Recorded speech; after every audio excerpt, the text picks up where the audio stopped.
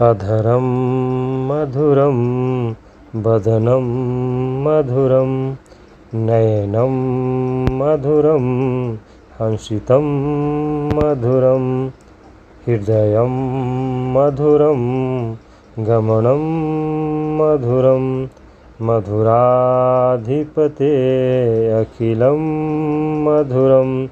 मित्रों, जय श्री कृष्ण। इस वीडियो के माध्यम से आज मैं बताऊंगा जीवित पुत्रिका व्रत यानी द्वितीया व्रत के बारे में। किस दिन नहाय खाए है, किस दिन व्रत करना है और किस दिन पारण करना है।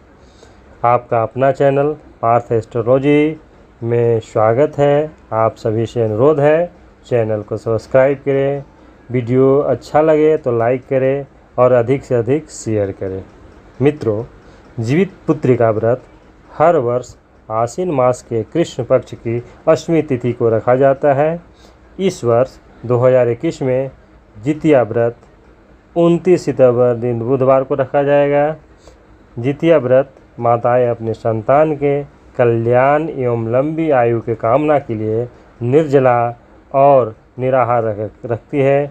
जीवित पुत्रिका व्रत में व्रती के द्वारा पानी और अन्न का त्याग किया जाता है, इसलिए निर्जला व्रत कहलाता है। द्वितीया व्रत का पालन दूसरे दिन नवमी तिथि में किया जाता है। इस वर्ष 28 सितंबर मंगलवार के दिन शुद्ध स्नान करके शुद्ध भोजन किया जाएगा। दूसरे दिन 29 सितंबर के दिन व्रत रह कर भगवान जीमूत वाहन का पूजन किया जाएगा और अगले दिन 30 सितंबर दिन गुरुवार को दिन सुबह सूर्योदय के बाद भगवान का पूजन कर व्रती को पारण करना चाहिए। उस दिन पारण करेंगे। पारण सुबह सुबह कर लेना है। इस तरह यह व्रत 3 दिनों का होगा। यह व्रत 3 दिनों का होता है। द्वितीया के दिन पूजन के बाद आरती भी करनी चाहिए, कथा भी श्रवण करनी चाहिए। कथा श्रवण से सभी पापों से मुक्ति मिलती है। कथा अवश्य श्रवण करें। कथा इस प्रकार है। जब महाभारत काल का युद्ध चल रहा था और युद्ध जब समाप्त हो गया था तो द्रोण पुत्र अश्वत्थामा के द्वारा अपने बेटे को मरा दे करके सब पांडव बड़े दुखी हो गए थे। पुत्र के शोक से व्याकुल होकर के द्रौपदी अपनी सखियों के साथ ब्राह्मण श्रेष्ठ धौम के पास गई और उसने धौम्य से कहा कि हे विपेंद्र, कौन सा उपाय करने से बच्चे दीर्घायु हो सकते हैं, कृपया करके ठीक ठीक कहिए। धौम बोले, सतयुग में सत्य वचन बोलने वाला, सत्याचारण करने वाला समदर्शी जीमूत वाहन नामक के राजा था। एक बार वह अपनी स्त्री के साथ अपने ससुराल गया और वहीं रहने लगा। एक दिन आधी रात के समय पुत्र के शोक में व्याकुल होकर के कोई स्त्री रोने लगी, क्योंकि वह अपने बेटे के दर्शन से निराश हो चुकी थी। उसका पुत्र मर चुका था। वह रोती हुई कहती थी कि हाय, मुझ बूढ़ी माता के सामने मेरा बेटा मरा जा रहा है। उसका रुदन सुन करके राजा जीमूत वाहन को मानो हृदय कांप गया, विदीर्ण हो गया। वह तत्काल उस स्त्री के पास गए और उससे पूछा, तुम्हारा बेटा कैसे मरा है। बूढ़ी औरत ने कहा कि गरुड़ प्रतिदिन आकर के गांव के लड़कों को खा जाता है। इस पर दयालु राजा ने कहा कि माता, तुम मत रो, अब मैं आपका बेटा का वस्त्र लेकर के आऊँगा। आप आनंद से बैठो, मैं तुम्हारे बच्चे का जान अवश्य बचाने का प्रयत्न करूँगा। ऐसा कहकर राजा वह स्थान पर गया जहाँ गरुड़ आकर प्रतिदिन मांस खाया करता था। उसी समय गरुड़ भी उस पर टूट पड़ा और मांस खाने लगा। जब अतिशय तेजस्वी गरुड़ ने राजा का बायां अंग खा लिया तो झटपट राजा ने अपने दाहिना अंग को फेरकर गरुड़ के सामने कर दिया। यह देखकर गरुड़ जी ने कहा, तुम कोई देवता हो? कौन हो तुम मनुष्य तो नहीं जान पड़ते हो। अच्छा बताओ, अपना नाम और कुल बताओ। पीड़ा से व्याकुल मन से राजा ने कहा कि हे पक्षीराज, इस तरह के प्रश्न आप क्यों कर रहे हैं? यह प्रश्न करना आपका व्यर्थ है। आप अपनी इच्छा भर मांस खाइए। यह सुनकर गरुड़ रुक गए और बड़े आदर से राजा के जन्म और कुल के बारे में पूछने लगे। राजा ने कहा, मेरी माता का नाम है सैव्या और पिता का नाम है शालिवाहन है। सूर्य वंश में मेरा जन्म हुआ है और मेरा नाम जीमूतवाहन है। राजा के दयालुता को देखकर गरुड़ ने कहा कि हे महाभाग, तुमने मन में जो अभिलाषा हो वर मांगो। राजा ने कहा कि हे पक्षीराज, यदि आप मुझे वर देना ही चाहते हैं तो वर दीजिए कि आपने अब तक जिन प्राणियों को खाया है वे सब जीवित हो जाएं। हे स्वामी, अब से आप यहाँ बालकों को न खाएं और कोई ऐसा उपाय करें जहाँ जो उत्पन्न हो वो लोग बहुत दिनों तक जीवित रहें। धौम ऋषि ने कहा कि पक्षीराज गरुड़ राजा को वचन दे करके स्वयं अमृत लोक में नागलोक में चले गए। अमृत को लाने के लिए वे नागलोक में गए। वहाँ से अमृत ला करके उन्होंने मरे हुए मनुष्यों की हड्डियों पर बरसाया। ऐसा करने सब लोग जीवित हो गए, जिसको कि पहले ने गरुड़ लोग खा गए थे। राजा के त्याग और गरुड़ की कृपा से वहाँ के लोगों को कष्ट दूर हो गया। उस समय राजा के शरीर की शोभा और दुगनी हो गई। राजा की दयालुता देखकर गरुड़ ने फिर कहा, मैं संसार के कल्याण के लिए एक वरदान दूंगा। आज आश्विन महीना के कृष्ण पक्ष 7वीं तिथि से रहित शुभ अष्टमी तिथि है। आज ही तुमने यहाँ के प्रजा का जीवन दान दिया है।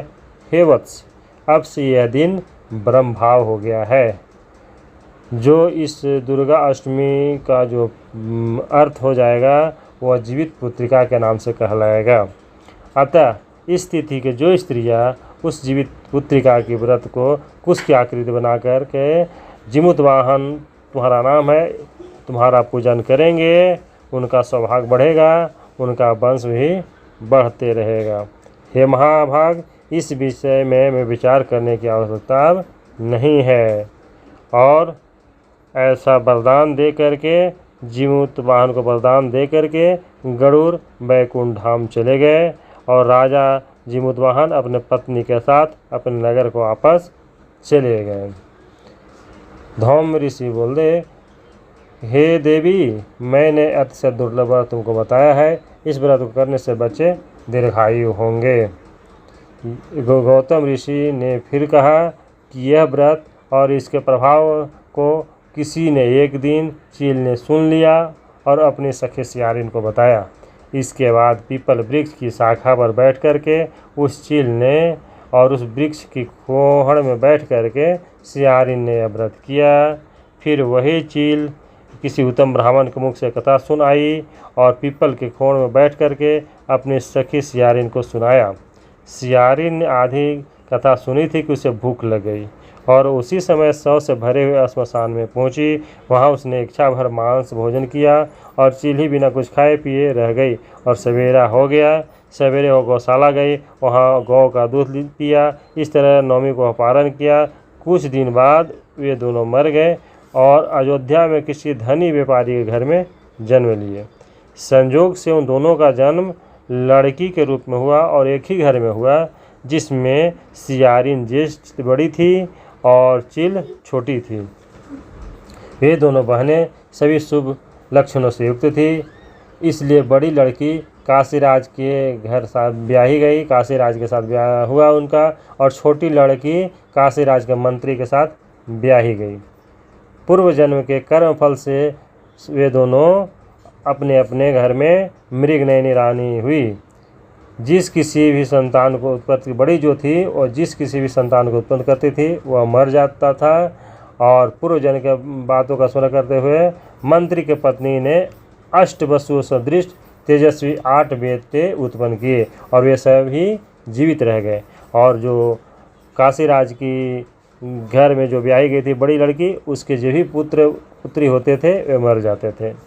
अपने बहन के पुत्रों को जीवित देकर के ईर्ष्यावश राज जो पत्नी थी, राजा की पत्नी जो थी, वो अपने स्वामी से कही कि यदि आप मुझे जीवित रखना चाहते हैं तो इस मंत्री के सही पुत्रों को उसी जगह भेज दीजिए जहाँ मेरे पुत्र लोग गए हैं, यानी हमारे बेटे मर गए हैं तो उनके पुत्र को ही मार डालिए।